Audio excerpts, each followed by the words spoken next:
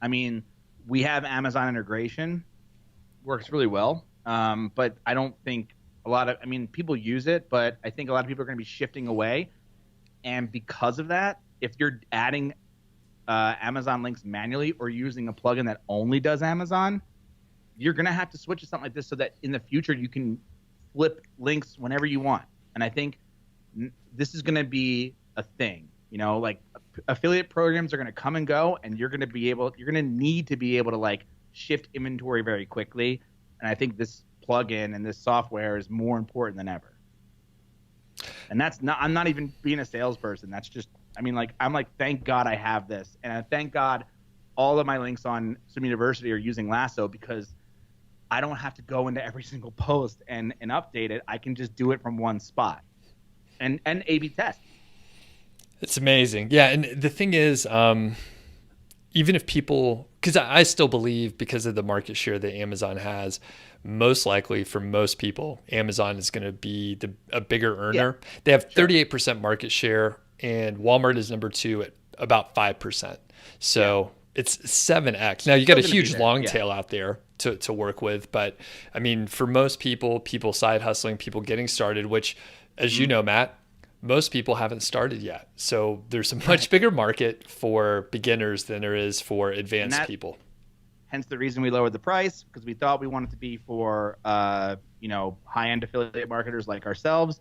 There's just not that many of us. So, the best time to start with Lasso, we have, we're able to do like imports, but right now it's like the best time to start is like you start a website, you start building links with Lasso, all your links are locked in with Lasso, and so you can just switch and add, and that's the best time to do it, is build your inventory early. Mm-hmm. But we even have the ability to like it wasn't out in this most recent push, but the next push that we do, you'll be able to import from other links, other affiliate plugins in, so that you can like just test it. And then say, if you want to do it, cool, hit the button and all your links get imported over. Kick ass. Yeah. Next question from Bob, that's R7 Eagle. This one's sort of more about your content. So what's the average length of your articles if you just had to throw a number on it? 1,900. Nice. So in that sweet spot that we always hear about. Yeah. Not because I read it, but because it depends. I want to say this, because if an article about getting rid of pool foam takes 5 seconds to tell you about, then that's how many words it's going to take. We're not going to stretch it out. We want it, and here's the reason why, is because Google is trying to give answers, and they're trying to give short answers, and then we're also trying to give short answers. So yeah. So I give a similar example, by the way, where what's the boiling point of water in Boulder? It's whatever, 208 or something like that. Oh, yeah, something like that. Yeah. Nobody wants to hear a paragraph about, or like 1,000 words about like when I was a young boy, the boiling temperature was only 212. That's all recipe sites. Yes, exactly. I'm like, just give me the recipe, man. Just give me the recipe. Mm-hmm. All right, little kudos. Paul took 2 courses on Money Lab, says it's good content. Thank you. All right, what about ads? Oh, what's that? The ringing endorsement. Good content. And that was the comment from you, Matt. So thanks for that. Next is I'm just kidding.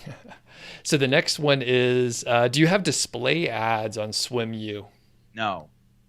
This is a point of contention between the two of us and Spencer and even Jake and everybody who like sent me an email, and it's like, I got a lot of those emails like, and it's time to add display ads to your website. I've thought of it. Look, I've done this. I used to have display ads, not from a third party, but just kind of running my own with my own plugin that I built, actually. But the reason right now that I'm not running ads is because there's 2.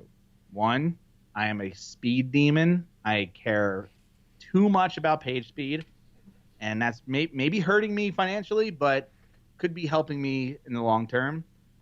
And 2, I'm a designer. So if you throw an ad on my site that sucks, I don't want it. I don't want people to see it. I think I want more control. Again, it could be a detriment to my bottom line, but it's kind of more of an integrity designer speed play.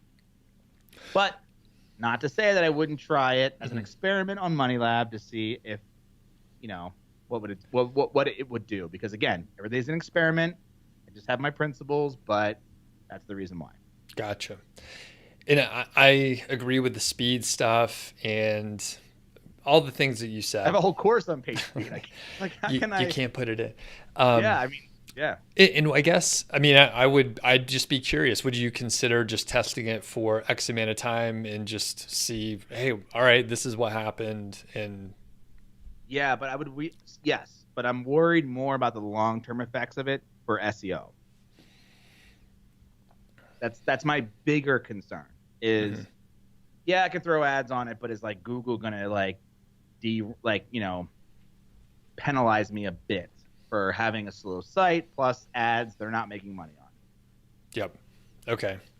And that makes some sense. And I personally don't enjoy ads when I go to a website. Sure. So right. And again, how many people have ad blocker installed? Yeah.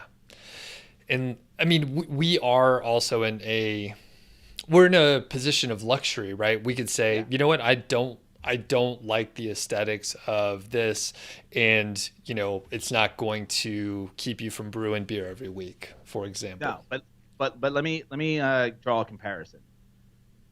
I hate pop-ups for email. I've made that very clear. I have an entire website called moneylab.co/email. You can read it.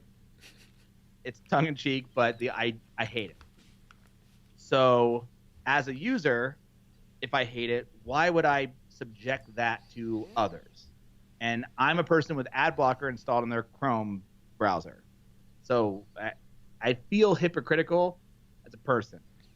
So it's more of I think it's an ethical thing. I understand that it makes more money. But it's the same thing. I get a lot of people who say to me, dude, start your own e-commerce website, buy these products from China, start sending, drop ship, whatever. I'm like, that's not what I do. It's not my business. My business is media company. Yep. You're not going to see Wirecutter doing that anytime soon. Yep. Hey, that's a good point. Because I've heard the drop shipping argument too, which totally valid, but there's other overhead associated with it. And people like you and I want to do YouTube videos or podcasts or blog and talk about what we're doing instead of all right, hey, I'm going to hire, because we could hire customer service, we could hire managers. Yeah, we could do that, but then, we don't want to. I want to make digital products. I don't want to make physical products. I don't know what the fuck I'm doing with with physical products. That said, would it be a cool Money Lab experiment to make one physical product? Yes, it'd be very cool. I may do it in the future, but it would never turn into my full business model. Yeah. It would be more of a are you going to make a rap album every year? No, I did it once. I might do it again, but that's pretty much it. Maybe a remix or the what do they call it? Remastered in 2020. Remastered, yeah, a whole box set with one album. I want the outtakes. Where's the demo cuts? I want the deep cuts. In that album, there was no demo cuts. Well, it was all everything you heard was the demo.